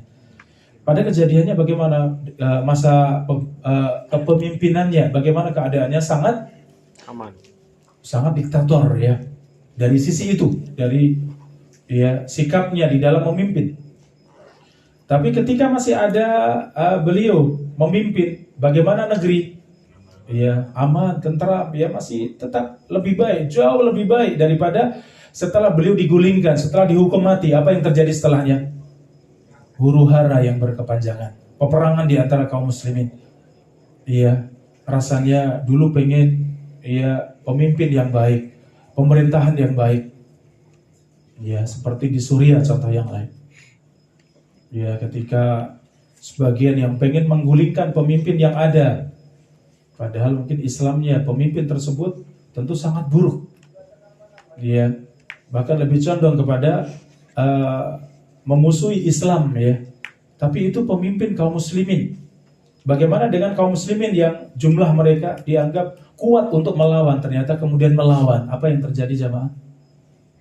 Peperangan yang tiada henti, terus menerus. Iya. Bahkan pemimpin tersebut bisa digulingkan tidak? Tidak bisa digulingkan. Ya, dan terus eksis, ya, dengan seperti itu. Tapi pertempuran, peperangan di antara kaum muslimin, kematian ribuan kaum muslimin dan berkepanjangan. Inilah rusaknya ketika pemimpin tidak ditaati. Jadi ini kalau bicara semangat kita, semangat muda kita, panasnya, ya, semangat kita ketika melihat pemimpin yang dolim, pemimpin yang tidak adil, pemimpin yang ini, kita panas sekali. Tapi kalau kemudian kita melawan, apa yang terjadi jamaah? Ternyata, ya, keburukannya jauh lebih besar daripada maslahatnya. Inilah kewajiban as-sama' wa ta'ah. Kewajiban dari bersatunya kaum muslimin, puncaknya itu ada taat dan mendengar pemimpin kaum muslimin. Illa antara kufran buahan, Rasulullah memberikan syarat, kecuali kalian benar-benar melihat kekufuran yang nyata pada pemimpin tersebut. Artinya kalau pemimpin benar-benar keluar dari Islam dengan kufur yang nyata, tidak ada seorang pun yang meragukan kekufurannya, maka yang seperti itu pada asalnya boleh untuk menggulingkan, dengan catatan kalau punya kekuatan. Tapi kalau tidak punya bagaimana? Maka tetap mendengarkan dan mentaati pemimpin yang seperti itu dalam perkara yang baik. Karena kalau kemudian kudeta, memberontak, apa yang terjadi? Ya ini tidak imbang. Pemimpin tersebut ya seperti tadi di Suriah tadi, kekuatan yang sangat besar kemudian dilawan oleh rakyat yang kekuatannya tidak ada apa-apa, kemudian melawan, apa yang terjadi? Pertumpahan darah. Iya, tidak sampai kepada maslahat yang diinginkan tadi. Ini jamaah rahimani wa rahimakumullah. Maka perkara yang paling mendasar di dalam agama kita, setelah yang kedua tadi kewajiban untuk bersatu di atas agama Allah dan larangan untuk bercerai-berai, maka perkara pokok yang ketiga adalah apa? Mendengar dan mentaati pemimpin kaum muslimin. Ini jamaah rahimani wa rahimakumullah. Ya, walaupun secara aturan di kita, contohnya demo misalnya, diperbolehkan tidak demo jamaah? Di negeri kita boleh tidak? Di negeri boleh. Hukum, iya. Tapi kita kaum muslimin yang benar-benar berpegang kepada akidah Ahlussunnah wal Jamaah boleh tidak demo? Tidak. Kenapa? Karena maslahatnya, manfaatnya itu sedikit dibandingkan dengan mudaratnya, dengan bahayanya.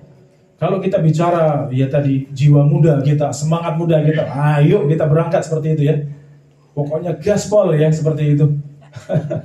Kenapa semangat kita tanpa ilmu seperti itu? Tapi karena kita tahu ilmu, oh ternyata yang demo kaum muslimin, yang jadi aparat keamanan siapa? Yang menjaga kaum muslimin, ya. Kemudian yang kita tadi demokan tadi orang-orang yang di dalam, bagaimana keadaan mereka? Mungkin mereka santai di dalam, mungkin ngopi, asik, ketawa ketiwi ya. Sedangkan yang di luar terjadi huru-hara antara yang demo dengan siapa? Dengan yang menjaga, dengan aparat, padahal sama-sama muslim. Coba perhatikan. Ya, padahal darah seorang muslim itu ya haram, ya darahnya, hartanya, kehormatannya. Ini jamaah rahimani wa rahimakumullah. Maka keadaan yang paling buruk sampai dikatakan wa in daraba dhahrak wa akhadha malak fasma' wa ati. Walaupun pemimpin tersebut memukul punggung-punggung kalian, merampas harta-harta kalian, fasma' wa ati, kata Nabi, tetap taati dan dengarkan selama ia masih ada di atas Islam. Selama ia tidak melarang kalian sholat. Ini jamaah rahimani wa rahimakumullah, saddud dzari'ah, menutup kemungkinan yang lebih buruk terjadi, yaitu keburukan. Karena pemimpin yang zalim, pemimpin yang tidak adil, pemimpin yang korupsi, itu kezaliman. Tapi kalau kemudian dilawan, apa yang terjadi? Keburukan yang lebih buruk, lebih besar, yaitu yang menimpa kaum muslimin. Ini jamaah rahimani wa rahimakumullah. Ya, contoh ya, kalau di negeri kita ya, di zaman Soeharto misalnya, bagaimana rakyat keadaannya? Kita sedikit bicara ya, flashback ya di kehidupan kita di negeri kita. Lebih enak zamanku ya, kata-kata seperti itu ya. Tapi yang kita rasakan, kita yang sepuh-sepuh ya, pripun ya. Dulu di masa itu tenang tidak? Tenang. Harga gonjang-ganjing tidak? Tidak. Ya, harga stabil banget ya. Subhanallah ya. Padahal di satu sisi ya serem, dari sisi takut ya, kalau ada apa tahu-tahu hilang. Ada preman, ada perampok, tahu-tahu ya sudah tinggal nama ya, nggak tahu di mana jasadnya, sudah hilang ya, seperti itu. Ya, ada sisi yang negatif tadi dari kepemimpinan seperti itu. Tapi kalau kita lihat benar-benar semuanya taat, semuanya dengar, semuanya ya, bahkan berita pun terbatasi, tidak seperti sekarang. Apa yang terjadi? Ya memang hidup damai, ya tidak? Itulah keadaannya. Tapi berbeda dengan keadaan sekarang. Waduh, mudah sekali tersulut, ya tidak jamaah? Ya, kadang ya perjuangan kita mengatakan ya ini dan itu, ternyata yang kita perjuangkan, oh ternyata kok beda lagi. Iya. Kok ternyata seperti ini? Kok ternyata kok bergabung dengan musuh yang kita anggap musuh, dan seterusnya. Ya Allah, kok beda-beda ya. Demikianlah keadaannya. Maka selama itu pemimpin kaum muslimin, siapa dikatakan pemimpin kaum muslimin? Seorang muslim yang dipimpin adalah kebanyakan kaum muslimin, maka dikatakan ini adalah pemimpin kaum muslimin. Ya seperti negeri kita. Negeri kita kebanyakan kaum muslimin, ya mungkin 85% kita muslim ya, dan pemimpin kita juga Islam, ya muslim. Maka seperti itu fasma wa ati. Dalam syariat kita dengarkan dan taati dalam kebaikan. Kecuali memerintahkan kepada keburukan maka ya tinggalkan, jangan ditaati. Kalau itu keburukan. Ini jamaah rahimakumullah, ini perkara yang sangat mendasar. Kalau bicara Al-Qur'an dan hadis dalilnya banyak sekali. Ya sampai sebagian imam mengatakan kalau aku punya doa yang mustajab, aku akan jadikan doa tersebut untuk pemimpin kaum muslimin. Karena doa ketika mustajab aku pakai untuk diri sendiri itu hanya untuk diriku. Tapi ketika itu aku berikan untuk pemimpin kaum muslimin dan pemimpin tersebut menjadi pemimpin yang saleh, maka maslahatnya untuk semua kaum muslimin. Subhanallah. Karena besarnya maslahat pemimpin kaum muslimin. Ini jamaah rahimani wa rahimakumullah ya, karena waktu kita dan syarah dari saya cukup panjang ya jamaah rahimakumullah. Masih ada sisanya 3 pokok ya, belum kita selesaikan. Insyaallah di kesempatan lain mudah-mudahan bisa berlanjut kembali ya. Tapi mungkin sampai di sini, mudah-mudahan bermanfaat dan nanti bisa dibaca lagi ya jamaah. Masih senang baca tidak? Ada target membaca nggak tiap harinya? Sehari 1 buku harus selesai misalnya. Ada target seperti itu tidak? Usahakan ya, karena kita penuntut ilmu. Ya, karena kita penuntut ilmu, usahakan ya sehari 1 buku harus selesai saya baca misalnya, atau 1 buku saya selesai dalam 3 hari, monggo targetnya ada. Tapi membaca itu bagian daripada jalan kita menuntut ilmu ya. Maka dapat buku seperti ini, masukkan di rak. Masing-masing punya perpustakaan mini di rumah masing-masing ya. Sebulan bisa beli 1 buku, 2 buku, alhamdulillah masukkan di rak ya. Kalau para ulama tidak akan memasukkan di rak kecuali sudah dibaca. Sudah selesai dibaca baru dimasukkan di rak ya, bukan beli taruh ya. Sudah pernah baca blas ya. Yang penting terlihat indah ya, bukan ya. Para ulama kalau belum dibaca nggak akan dimasukkan di rak ya. Baca dulu selesai baru masuk. Baca lagi selesai baru dimasukkan di rak ya, seperti itu. Ya, jadi kebiasaan membaca usahakan tetap ada ya. Tetap ada. Target dalam sebulan beli 1 buku, 2 buku ya, usahakan ada ya. Mudah-mudahan itu menjadi semangat dan keberkahan ya untuk kita semuanya. Demikian wallahu taala a'lam bissawab. Baik, syukur jazakallahu khairan. Kita sampaikan kepada Ustaz Romlan. Selanjutnya adalah tanya jawab Ustaz. Kami sudah mengirim pertanyaan ke HP Ustadz. Ada beberapa pertanyaan yang sudah masuk, ada 5 atau 6 pertanyaan. Dipersilakan kepada Ustadz Rahmat.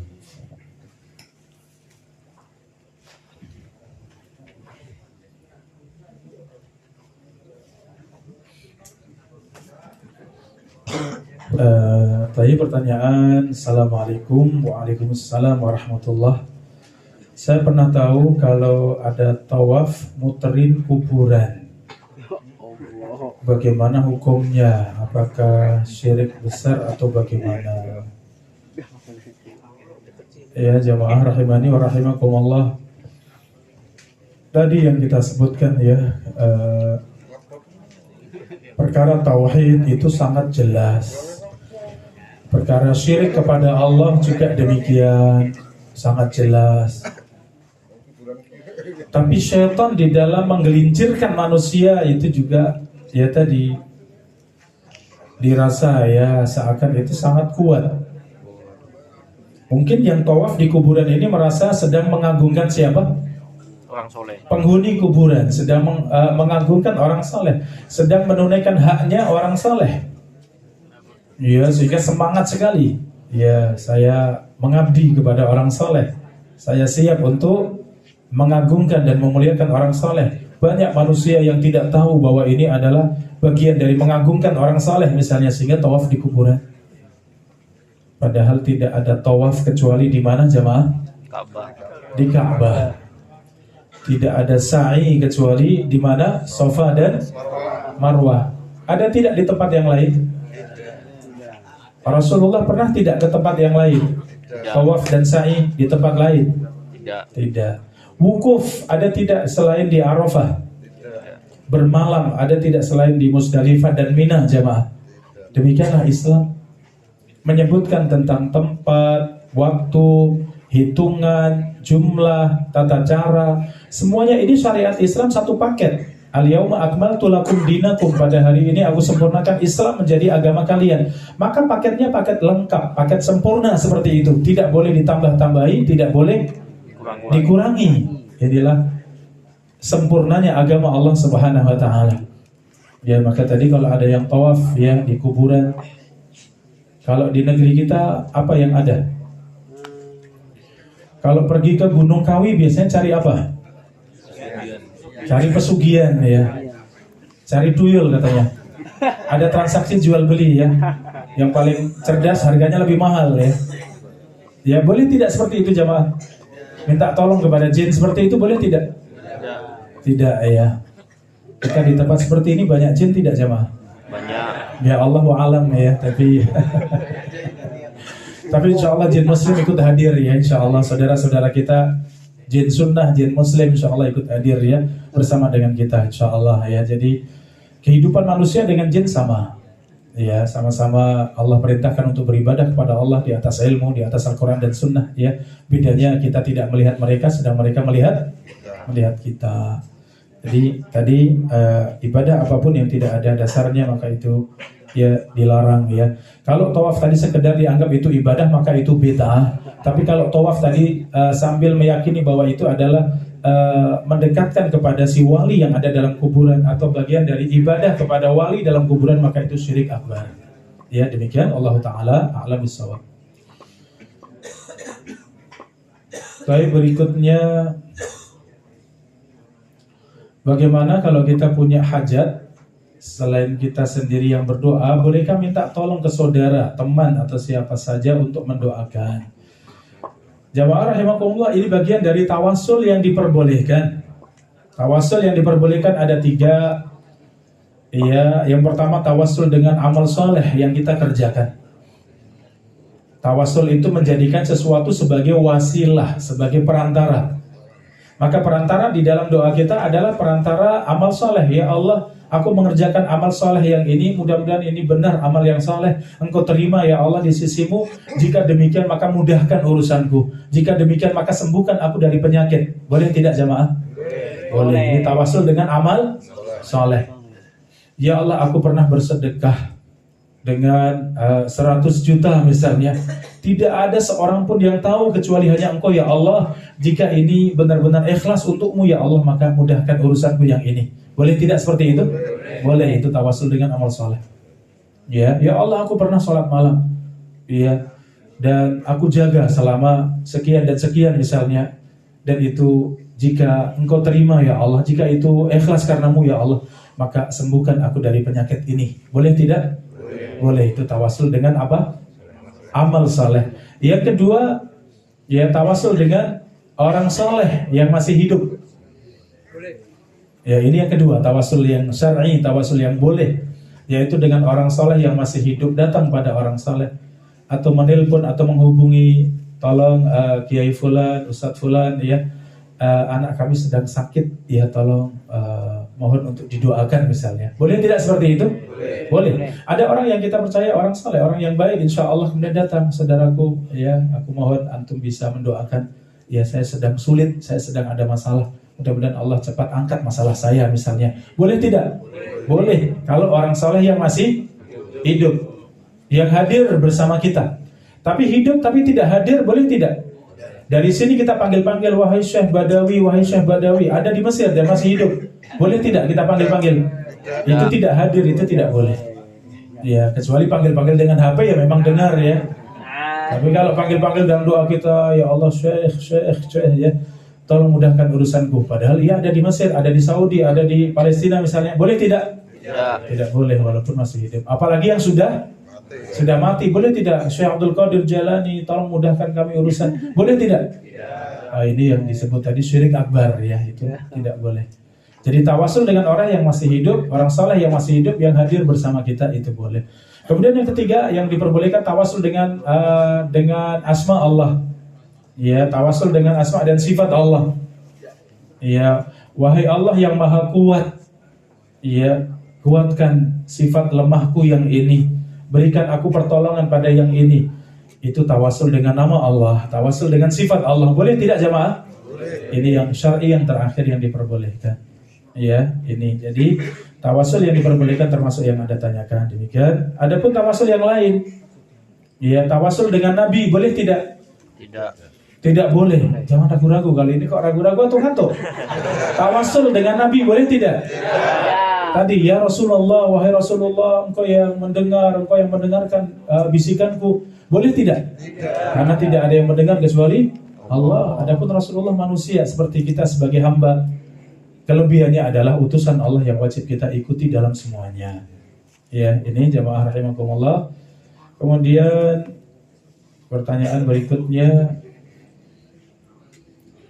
berkaitan dengan ikhlas dalam mentauhidkan Allah seringkali dianggap radikal ketika meyakini bahwa ikhlas hanya beribadah kepada Allah. Ketika kita ingatkan kepada sebagian saudara kita, mereka mengatakan menganalogikan dengan tawasul, bagaimana sebaiknya kita bersikap. Ya, ikhlas dalam mentauhidkan Allah dianggap sebagai radikal. Ya, tadi yang kita bahas ini ya jamaah rahimakumullah.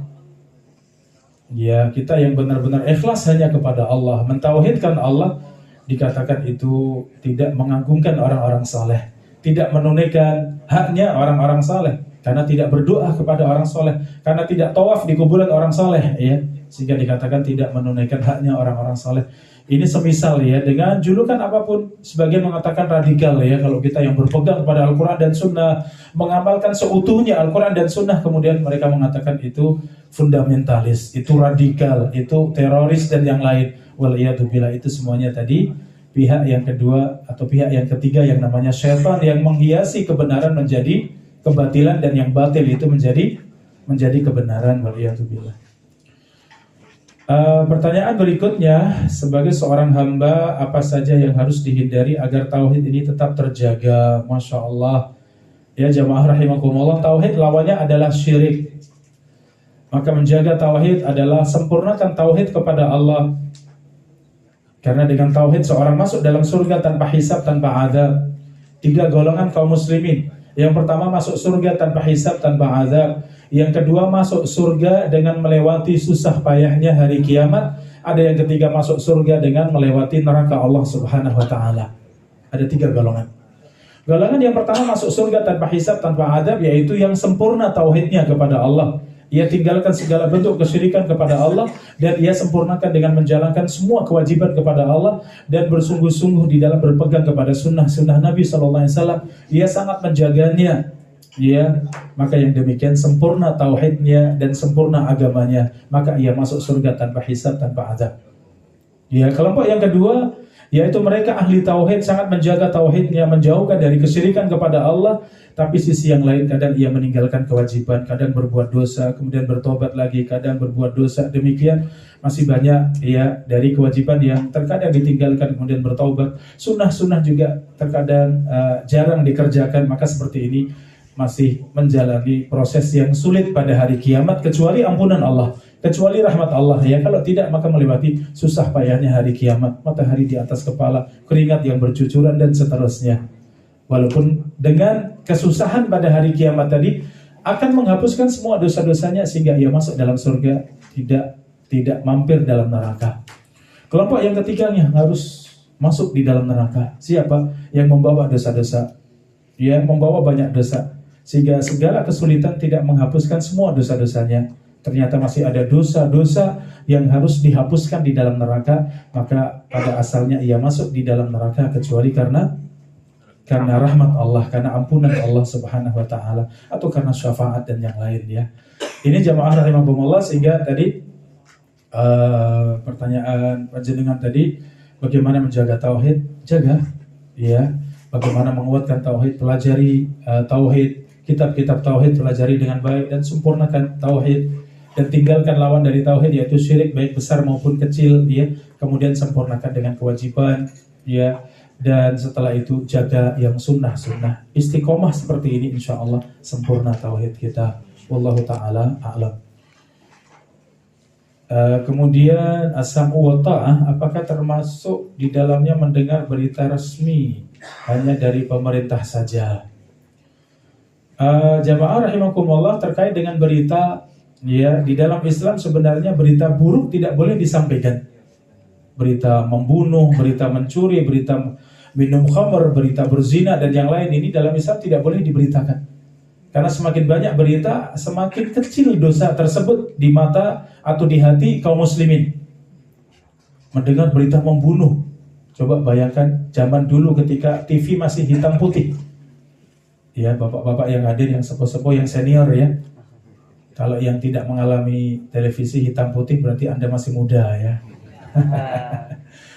Kalau yang mengalami TV itu masih hitam putih dan kepiur, ya, masih ada ya merutu yang banyak ya. Berarti Anda sudah tua ya. Banyak semut ya kalau sudah jam 10 malam ya. Kalau belum jam 4 belum ada siaran ya. Zaman dulu seperti itu dengan berita yang terbatas. Bagaimana keadaan kita? Kalau mendengar pembunuhan, ngeri tidak? Ngeri. Pembunuhan, didatangi polisi, ditangkap polisi, kemudian dibawa. Kita ngeri ya. Tapi sekarang mendengar pembunuhan bagaimana? Biasa. Wah, anak membunuh bapak, bapak membunuh ya istri dan seterusnya. Sudah nggak ada rasanya dalam hati kita, biasa saja. Wal'iyadzubillah. Maka sebenarnya berita dalam Islam itu sangat dijaga. Bahkan tidak boleh, berita buruk tidak boleh disampaikan. Kalau berita baik, Masya Allah diangkat. Disampaikan pada semuanya agar semangat dalam kebaikan. Si fulan hafal Al-Quran, si fulan hafal hadis, si fulan demikian. Sampaikan pada semuanya semangat dalam kebaikan. Tapi kalau keburukan, tutup rapat-rapat. Ya, kecuali ada maslahat. Ya, inilah dalam Islam ya. Tapi negeri kita benar-benar bebas. Ya, sehingga yang pintar bicara politik itu siapa? Semuanya, bahkan tukang becak pintar tidak kalau tanya politik. Wah, 20-nya luar biasa. Ya, kenapa? Karena berita tadi. Ya, jadi yang tidak pada tempatnya, yang bukan faktnya, yang bukan seharusnya pun bicara semuanya bisa. Masya Allah, keren sekali. Semuanya bisa berkomentar ya. Padahal seharusnya masing-masing diserahkan kepada ahlinya. Ya, idza wusidal amru ila ghairi ahlihi fantadhiris sa'ah. Kata Nabi, jika sesuatu itu diserahkan kepada bukan ahlinya, tunggulah kiamat. Ya, jika perkara itu diserahkan bukan pada ahlinya, tunggulah kerusakan, tunggulah kehancuran. Wal'iyadzubillah ya. Maka inilah sisi kurang di negeri kita dalam masalah berita ya, betapa bebasnya. Sehingga kalau tadi yang didengar yang mana ya, kita jangan banyak-banyak lah baca berita ya. Yang banyak dibaca apa? Al-Quran, hadis Nabi, ilmu, apa yang saya pesan tadi. Kitab di rumah tambah terus ya, sebulan tambah 1, tambah 2. Jangan taruh di rak kecuali sudah hatam ya, baru dimasukkan di situ, nanti dibaca lagi silahkan ya, seperti itu. Tapi demikian jamaah rahimakumullah, selesai sudah semua pertanyaan yang masuk dan waktu juga sudah cukup malam ya. Baik, alhamdulillah, insyaallah sampai di rumah tidak sampai larut malam, tetap bisa bangun malam insyaallah ya jamaah. Allahumma amin. Untuk kali ini sampai di sini insyaallah ya, mudah-mudahan apa yang kita tunaikan pada hari ini dari siang sampai malam hari ini menjadi salah satu saksi di sisi Allah, catatan amal kebaikan untuk kita, pemberat mizan dan timbangan kita di sisi Allah Subhanahu wa taala. Jangan lupa selalu ingat ikhlas yang diterima Allah.